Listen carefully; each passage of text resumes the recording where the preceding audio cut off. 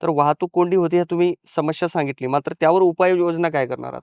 इथे प्रत्येक रस्त्याला, मुख्य रस्त्याला एक उपरस्ता हवा आहे, एलिव्हेटेड रोड हवेत.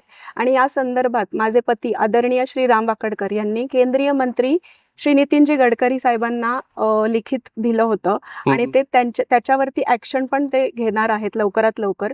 आणि भविष्यात मी निवडून आल्यावरती त्या गोष्टीचा पाठपुरावा नक्कीच घेणार आहे.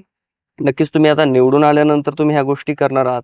मात्र तुम्ही आत्तापर्यंत असे कुठले कामं केले, की त्या कामाची दखल घेऊन नागरिकांनी तुम्हाला मतदान केलं पाहिजे? माझ्या प्रभागाचा संपूर्ण विकास होणं फार गरजेचं आहे आणि त्या दृष्टिकोनाने आम्ही सांस्कृतिक, आध्यात्मिक, कला, क्रीडा ह्यासारखे उपक्रम राबवलेले आहेत. बरं, कुठले? सध्याच आम्ही वाकडमध्ये वाकड ऑलिम्पिक सारखे हां. खेळ आम्ही खेळाचं आयोजन केलं, ऑलिम्पिकचं आयोजन केलं. मग त्याच्या मागचा हेतू एवढाच होता की वाकडमध्ये जर एखादं मूल यशस्वी झालं तर तेच पुढे आपल्या इंडियाला, आपल्या भारताला रिप्रेझेंट करू शकतं ऑलिम्पिक्समध्ये.